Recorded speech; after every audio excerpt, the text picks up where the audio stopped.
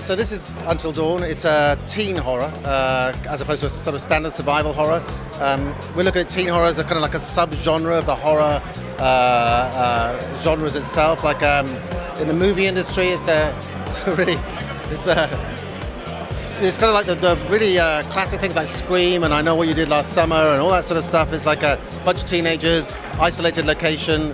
There they are. Isolated location, no power, no phone.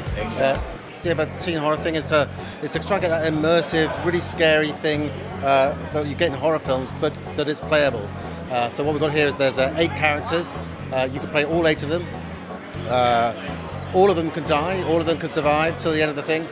What we've got in this though is that if you do die, that's it, you're dead. You don't get better, you don't respawn. I know. The story changes, the story branches. So you get to a bit, and if that character dies, that's fine. That's not a failure state. That's just what happens in a teen horror. Another character will now be the thing you play from then on.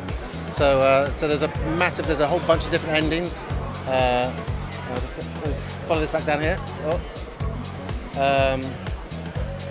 We're trying to do everything we can that you would normally do in teen horror, which is kind of like scary. This bit's not scary yet, it gets scary later. Sexy, if we can, and funny as well. We've got a couple of really great Hollywood writers to do all our dialogue for us. We're Brits, we made this, but teen horror is really American. It's like a proper American trope thing. So we got Graham Resnick and Larry Fessenden, who have Glass Eye Picks, the horror company over here. In fact, there's Larry just going past there. Did all our dialogue for us, awesome dialogue. Make sure that we didn't fuck that up. Could you tell us a little bit about where this game draws its inspiration from? Yeah, sure. So every single teen horror you've ever seen, that's what we've had to look at.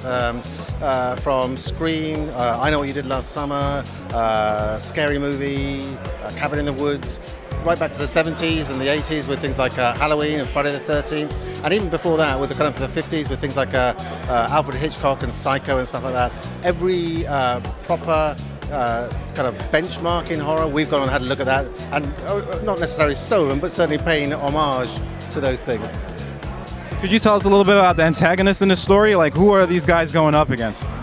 So I don't want to give away too much because obviously it's a big part of the game is to find out what's going on.